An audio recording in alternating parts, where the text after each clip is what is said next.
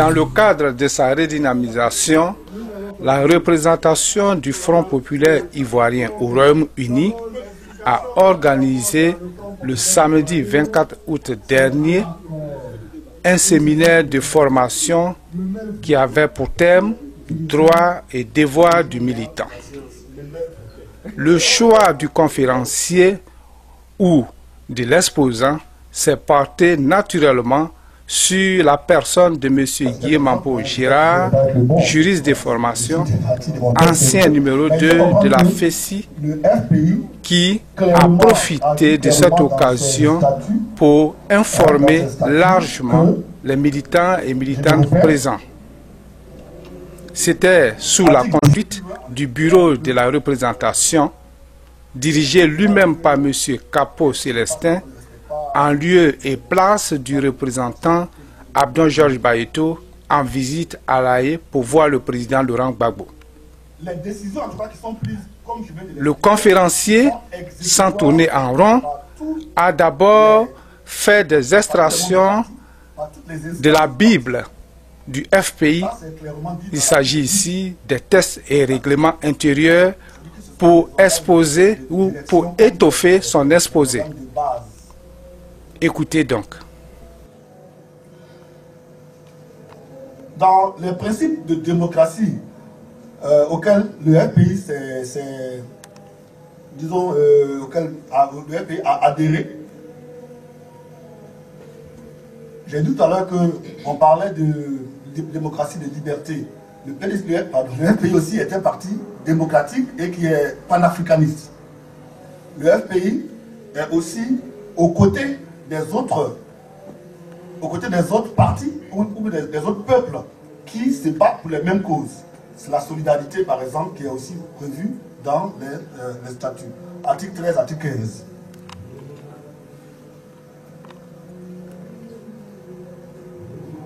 Qui peut être militant? Et qu'est-ce qu'il doit faire? Je l'avais déjà dit, je préfère lire littéralement l'article 4 des statuts. C'est-à-dire qui peut être militant. L'article 4 dit: le FPI rassemble en une union volontaire des femmes et des hommes épris de justice et de liberté, engagés contre toute forme de domination sur la Côte d'Ivoire. Donc l'article 17 stipule que peut être membre du FPI, tout démocrate ivoirien ou non ivoirien qui adhère à ces principes accepte ces textes fondamentaux et se conforme à la législation en vigueur en Côte d'Ivoire. C'est un peu pour anticiper sur les critiques non fondées qui sont faites au FPI, comme c'était un parti xénophobe. En son article 17, en tout cas des statuts, on accueille des gens qui sont non ivoiriens pourvu qu'ils adhèrent à nos principes, ils acceptent nos textes fondamentaux. Donc le FPI lutte contre le tribalisme, la discrimination et l'exclusion.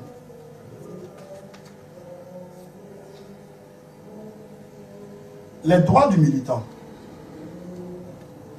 Le droit se définit comme un ensemble de règles imposées aux membres d'une société ou d'un parti politique pour que leurs rapports sociaux échappent à l'arbitraire et à la violence des individus et soient conformes à l'éthique au moins dominante. La chose, on se comprend un peu. On s'impose des lois pour que chacun ne vienne pas avec son intelligence ou avec son interprétation des faits. Il faut des lois et des droits ou des devoirs pour que au moins on soit en harmonie sur ce qu'on doit faire et ce qu'on ne doit pas faire. Donc je répète que c'est un ensemble de règles qu'on s'impose nous-mêmes. Au FPI, les droits et les devoirs du militant sont les deux faces d'une même médaille. Ça va ensemble. Le droit du militant ici, dans notre parti, c'est plutôt la protection, les avantages que, c'est-à-dire c'est la protection et les avantages que le militant, disons, que la qualité de militant procure à ce dernier, ben cette dernière. Donc ce sont ses droits. Qu'est-ce qu'il peut faire, qu'est-ce qu'il ne peut pas faire. Voilà. Donc pour les droits, je m'excuse un peu. il y a les droits à la liberté, il y a le droit à la liberté, le droit à la démocratie, le droit à la solidarité, le droit à la formation et à l'information, le droit à la critique et à l'autocritique. Il faut comprendre que la représentation du FPI à l'extérieur a un statut particulier. Et je pense que c'est ce qui crée la confusion dans l'esprit de beaucoup de nos frères, de nos camarades. On voit que dans les statuts et le règlement intérieur du FPI, la représentation fait l'objet d'une section spéciale. Donc il ne faut pas transposer forcément ce qu'on fait dans une section au pays, dans une fédération au pays. Il ne faut pas transposer cela dans la représentation. Parce que comme vous le constatez par exemple, la représentation, disons le premier responsable de la représentation partout, contrairement aux autres responsables des structures du FPI, est nommé. Au pays, le secrétaire général des sections, le fédéral, etc., ils sont tous élus. Je crois que c'est un choix que le parti a fait à ce stade-là. On ne peut que le respecter et l'accepter. Mais c'est important de comprendre que la représentation a un statut spécial et un statut particulier. Les sections qui sont prévues pour la représentation dans les statuts, c'est la section 4, articles 62, 63 et 64. Dans le règlement intérieur, c'est toute la section 4 et ce sont les articles 47, 48, 49 et 50. Je pense que c'est toujours important de pouvoir se familiariser avec ces statuts-là, avec ces textes-là. Donc je vais rapidement les lire un peu. Article 62. À l'étranger, le FPI existe sous la forme d'une représentation et des sections. Le représentant responsable de la représentation est nommé par le président du parti. Il constitue un bureau qui soumet au secrétariat général pour avis. Article 63. Le représentant assure les relations entre le FPI et les partis politiques. D'une part, les autorités politiques du pays d'accueil au moins. D'autre part, il est membre statutaire de la Convention et du Congrès. Enfin, article 64. Dans un pays, les sections locales sont créées par ville en accord avec le représentant. En cas de nécessité, il peut être créé plus d'une section dans une ville après avis du représentant, après avis favorable du représentant. Une section locale est dirigée par un secrétaire général élu pour 2 ans. Il est rééligible. Il forme un bureau qu'il soumet à l'investiture de l'Assemblée générale de la section. Le comité électoral est désigné par le représentant. Donc, ça c'est l'article 64. Je pense qu'on le comprend clairement. Le représentant et la représentation ont un statut particulier, contrairement aux sections. On le comprend. C'est le représentant seul qui peut rencontrer les autorités du pays d'accueil. On le comprend. C'est le représentant seul qui peut créer des sections si c'est nécessaire. Le militant formé participe au rayonnement du parti. Il participe à la promotion du parti. Donc, comme je l'ai dit plus haut, il nous faut comprendre que les statuts, c'est notre Bible. J'ai tenté, en tout cas de façon un peu ramassée, de vous donner un aperçu des droits et des devoirs. Je ne pense pas avoir épuisé le sujet. Si éventuellement il y a des questions, je suis prêt à y répondre.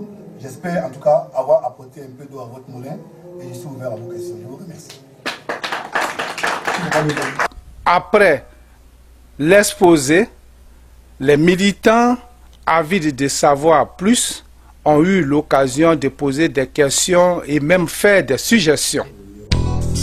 La question que je vais poser pas une question de il faut qu'on chaque Shabbat. Il faut que les militants aient leur Bible.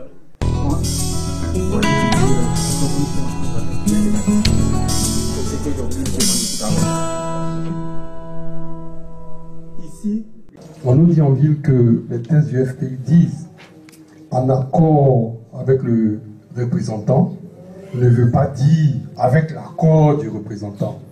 C'est des terminologies littéraires. On a passé des heures à expliquer aux uns aux autres que en accord et avec l'accord ne sont pas forcément opposés. Alors Gérard, est-ce que tu peux nous expliquer ou expliquer à ceux qui vont certainement écouter ça ailleurs ou lire dans des journaux ton intervention, est-ce que tu peux expliquer que un accord n'est pas opposé avec l'accord? Ou alors si c'est moi qui me trompe, est-ce que tu peux éclairer ma lanterne? Je te remercie. Je dis, après la Révolution française, il s'agissait à l'hémicycle des députés de décider du roi. Donc, les gens qui étaient pour que le roi ait encore un pouvoir se sont assis à droite. Et ceux qui n'étaient pas pour que le roi ait un pouvoir se sont assis à gauche. C'est de là naît le principe de gauche et droite. Parce que après, ceux qui étaient à gauche sont des progressistes, parce qu'ils ont voulu un changement, et ceux qui étaient à droite étaient pour la conservation, donc sont des conservateurs. Voilà. Après, la révolution industrielle est suivie d'une révolution aussi industrielle, donc du capitalisme et du socialisme, du communisme. Les capitalistes sont les gens, c'était les riches, donc pour eux, la vie est parfaite, il ne fallait rien changer. Ceux-là sont des conservateurs, se sont retrouvés à droite. Et ceux qui étaient socialistes, tu voulais un changement, tu voulais que le tiers peuple, le bas peuple, s'acquiert des moyens de production, ont voulu des changements. Eux, ici, étaient à gauche. Donc, voici un peu le concept de gauche et droite. Donc, souvent, les gens ont eu tendance à penser que la gauche, c'est celui qui est dans l'opposition. Mais en réalité, la gauche peut prendre le pouvoir. Mais c'est de ce concept originel-là qui font qu'il y a eu un petit problème. Donc, c'est ce que je voulais préciser. Je vous remercie. Effectivement, il y avait une nuance, moi, de la façon dont je le comprends. Et puis, c'est comme les deux thèmes sont très rapprochés et on peut glisser sans s'en rendre compte. Mais de toute façon, moi, je comprends. Premièrement, je trouve que un accord est certainement l'option extrême de ceux. Parce qu'ils ont dit un accord. Je crois que ce n'est pas avec l'accord qui est dans le livre. C'est un accord. Voilà. Pour moi, premièrement, un accord veut dire qu'il y a une participation active. Je m'exprime. Gérard et moi, on travaille sur quelque chose. C'est-à-dire que tout le long, dans le processus, lui et moi, on est d'accord, on travaille. C'est un accord, c'est-à-dire, on est là, on travaille. Tout ce qui est écrit, il prend aussi une part de responsabilité là-dedans, il influence le débat, et ainsi de suite. Avec l'accord, on n'a pas besoin d'une participation active. C'est-à-dire qu'il peut finir de rédiger, et puis il peut t'appeler pour dire que, bon, écoutez, j'ai fini, je voulais maintenant l'expédier, il faut le lire. Et puis, bon, écoute, tu me dis si tu es d'accord ou si tu n'es pas d'accord. Ça, c'est avec l'accord de Gérard. Donc, il y a aussi une forme de participation là-dedans, mais cette fois, lui, il n'est pas intégré au processus de construction de... Qu'on va se former, qu'on va s'informer, qu'on va échanger pour un FPI fort, afin que notre parti revienne au pouvoir la place qu'il mérite. Je vous remercie. Merci camarades. Il faut noter que vers 21 h, ils se sont séparés sur une note de cordialité, de militantisme, et l'atmosphère était d'un très bon niveau. L'ambiance sous la pluie n'a pas découragé, il faut le noter également, les militants qui se sont déplacés massivement.